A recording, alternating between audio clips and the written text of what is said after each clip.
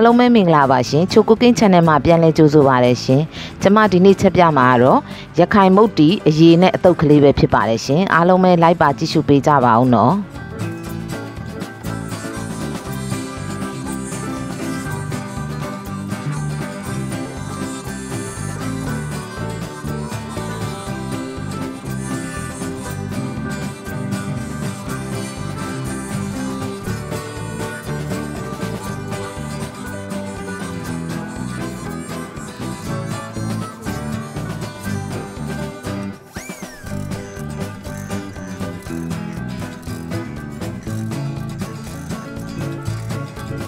အရင်ဦးဆုံးငရွှေကိုရေဆေးတန့်စင်ပြီးတော့ဒဲဦးထဲထည့်ပြီးရေထည့်ပြီးတော့အရင်ဆုံးပြုတ်ပါမယ်ရှင်ကျမကတော့ရခိုင်မုတ်တီချက်ရမှာငရွှေကိုအသုံးပြုထားပါတယ်ရှင်ငရွှေနဲ့ချက်ချင်းအပြင်ပို့ပြီးတော့စားရတာကောင်းပါတယ်ရှင်စူလာပြီဆိုရင်တော့အဖုံးလေးဖွင့်ပြီးတော့ငါးကိုတစ်ဖက်လှန်ပေးပါမယ်ရှင်ပြီးသွားရင်တော့ငါးတွေကိုဆယ်ယူထားပါမယ်ပြီးသွားရင်တော့ကျမတို့ဒီငရုတ်သီးစိမ်းလေးတွေအညာချွေပြီးတော့ပေါ့နော်ပြုတ်ပါမယ်ရှင်မကြီးသီးကိုလည်းအဲ့လိုပါပဲစားလေးအချုံမုတ်ကလေးနည်းနည်းထည့်ပြီးတော့ကျမပြုတ်ပါတယ်ရှင်ဘိုင်းမနာအောင်ပေါ့နော်ပြီးသွားရင်တော့ငရုတ်သီးပြုတ်တဲ့အရည်လေးတွေထည့်ပြီးတော့ကြိတ်ဆက်ထဲမှာကြိတ်ပါမယ်ရှင်ပြီးသွားရင်တော့အဲ့ဒီပြီးရင်တော့ငရုတ်သီးတွေကိုကြိတ်ဆက်ထဲကနေပြီးတော့စောစောကငရုတ်သီးပြုတ်ထားတဲ့အရည်တွေကိုပြန်ထည့်ပါတယ်ပြီးရင်တော့ကျမမြင်းငပိထည့်ပါမယ်ရှင်အဲ့ဒါလေးကိုကျမကြိုပေးပါမယ်ရှင်ပြီးတော့ငါးကိုတဝက်ခွဲပြီးတော့ပေါ့နော်ဒီငရုတ်သီးတွေကိုထည့်ပါမယ်ရှင်ပြီးရင်တော့စားလေးအချုံမုတ်ကလေးနည်းနည်းထည့်ပြီးတော့ကြိုပါမယ်ရှင်ပြီးသွားရင်တော့စောစောကငါးပြုတ်ထားတဲ့ရေတွေကိုရေထည့်ပြီးတော့ကျမစူအောင်တဲပါမယ်ရှင်စူလာပြီဆိုရင်တော့ကျမတို့ညင်ငပိအရေးဖြော်ထားတာကိုထည့်ပါမယ်ရှင်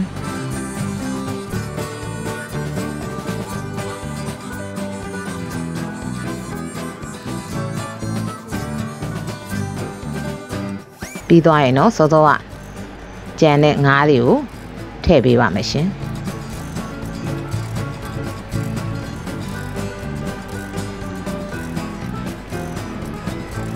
ရခိုင်မုတ်တီချက်ရမှာပေါ့နော်မြင်ငပိတော့ကောင်းဖို့လိုပါတယ်ရှင်မြင်ငပိ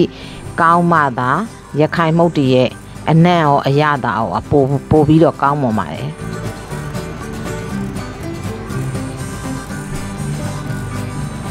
ပြီးသွားရင်တော့တေချာလေးမှွေပေးပါမယ်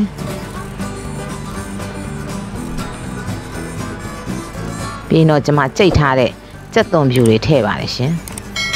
ကြက်သွန်ဖြူလေးပါထည့်ပြီးတော့ချက်ရပါတယ်เนาะကြက်သွန်ဖြူနဲ့ဆိုတော့အနံ့လေးကလည်းတအားမှွေးပြီးတော့ငါးရဲ့အနံ့ရဲ့မြင်ငပိရဲ့ဒီကြက်သွန်ဖြူအနံ့လေးရဲ့ဆိုရခိုင်မုတ်တီရဲ့အရည်လေးကတော်တော်စားကျင်စရာဖြစ်မှာပါ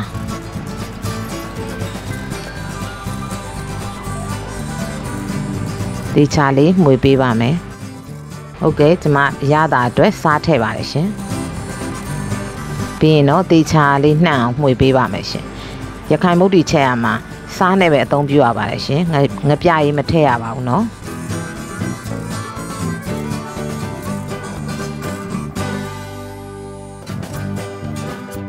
ပြီးသွားရင်တော့ငရုတ်ကောင်းမှုတ်ထည့်ပါမယ်ရှင်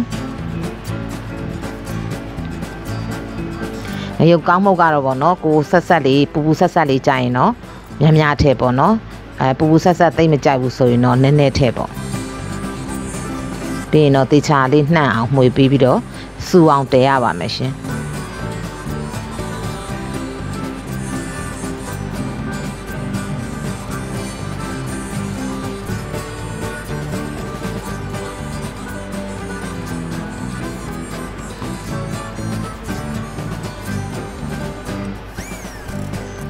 ဟုတ်ကဲ့အခုဆိုရင်တော့နည်းနည်းလေးစူပြီးဖြစ်တဲ့အတွက်ကျွန်မအရသာလေးထပ်ပြီးတော့မြည်ကြည့်ပါမယ်ရှင်အရသာလိုတဲ့အတွက်စားရဲ့အချိုမှုန့်နည်းနည်းလေးထည့်ပါမယ်ရှင်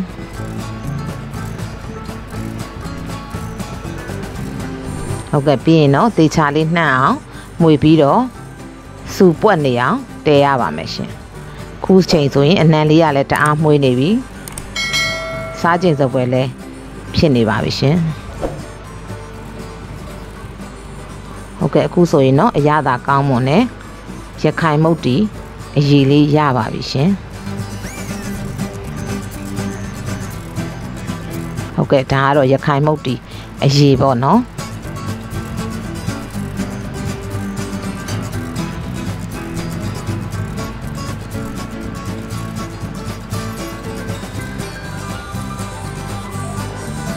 ငါးပတ်တွေလည်းကျွန်မအများကြီးထည့်ထားပါတယ်ရှင်